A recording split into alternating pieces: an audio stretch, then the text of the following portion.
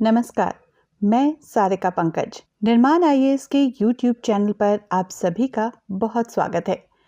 आज हम जिस विषय पे बात करने आए हैं उस विषय का नाम है रिंग ऑफ फायर।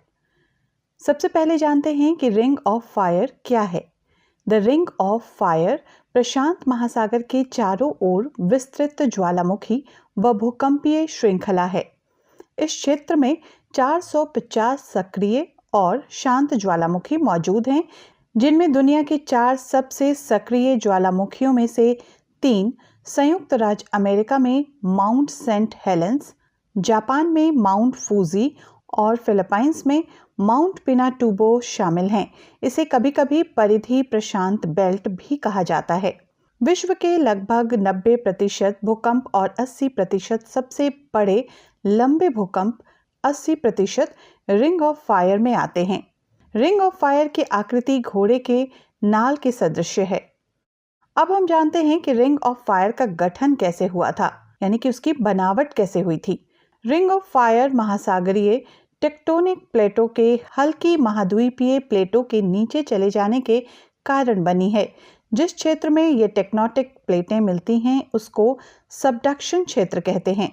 ये 40,000 किलोमीटर लंबी है और ये न्यूजीलैंड से आरंभ होकर एशिया, उत्तरी अमेरिका और दक्षिण अमेरिका के तट को पार करते हुए चिली तक जा पहुंचती है। ये प्रशांत महासागर के तट के साथ फैली हुई है, जहां प्रशांत प्लेट पृथ्वी के क्रस्ट का निर्माण करने वाले अन्य छोटे टेक्टोनिक प्लेटों से टकराती है, जैसे कि फिलीपींस महासागर प्लेट और कोकोस तथा नजका प्लेट, जो प्रशांत महासागर के साथ तट रेखा बनाती है। आइए अब हम बात करते हैं कि जोखिम वाले कौन कौन से क्षेत्र हैं। रिंग ऑफ फायर में होने वाली गतिविधियों से सबसे अधिक जोखिम द्वीपीय राष्ट्रों, सोलोमन द्वीप सहित अमेरिका के पश्चिमी तट, चिली, जापान देशों को होता है। ये क्षेत्र सबसे अधिक जोखिम में हैं, क्योंकि वे तथाकथित निम्न स्खलन क्षेत्रों यानी कि सबडक्शन जोन्स पर स्थित है, जो कि वे सीमाएं हैं जो ग्रह की 2 विवर्तनिक प्लेटों के बीच टकराव को चिन्हित करती हैं। इंडोनेशिया रिंग ऑफ फायर क्षेत्र से लगा हुआ है। ये एक ऐसा क्षेत्र है जहां विश्व के अधिकांश ज्वालामुखी विस्फोट होते हैं। रिंग ऑफ फायर में हाल के कुछ वर्षों में कई गतिविधियां देखी गई हैं, लेकिन विवर्तनिक प्लेटों के एक बड़े ग्रिड पर अवस्थित होने के कारण इंडोनेशिया को इससे सबसे अधिक नुकसान हुआ है।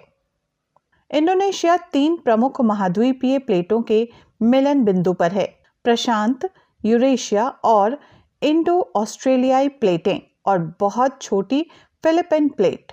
इसका नतीजा ये कि इंडोनेशियाई द्वीपों पर कई ज्वालामुखी फूटने का खतरा है।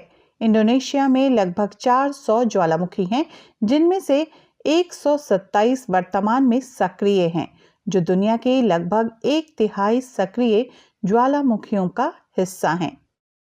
आइए अब समझते हैं रिंग ऑफ फायर में भूकंप क्यों आते हैं। विश्व के सबसे गहरे भूकंप निम्न स्खलन क्षेत्रों में आते हैं, क्योंकि टेक्टोनिक प्लेट एक दूसरे के विरुद्ध फैलती हैं और रिंग ऑफ फायर में विश्व के सबसे बड़े निम्न स्खलन क्षेत्र हैं। जैसे ही पृथ्वी के पिघले हुए कोर से ऊर्जा मुक्त होती है, ये टेक्टोनिक प्लेटों पर स्थानांतरित होने के लिए दबाव डालती है और वे एक दूसरे से टकरा जाती हैं, जिससे घर्षण होता है। घर्षण ऊर्जा के निर्माण का कारण बनता है और जब ये ऊर्जा अंत में निर्मुक्त होती है तो ये भूकंप का कारण बन जाती है। यदि समुद्र में ऐसा होता है तो यह विनाशकारी सुनामी का कारण बनता है।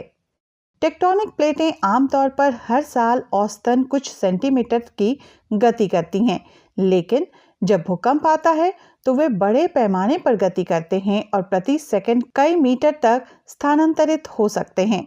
इस क्षेत्र के ज्वालामुखीय दृष्टि से सक्रिय होने का प्रमुख कारण इसका क्षेपण मंडल यानी कि सबडक्शन जोन में स्थित होना है। ये एक ऐसा मंडल होता है जहां स्थल मंडलीय यानी कि लिथोस्फेरिक प्लेटें आपस में टकराती हैं।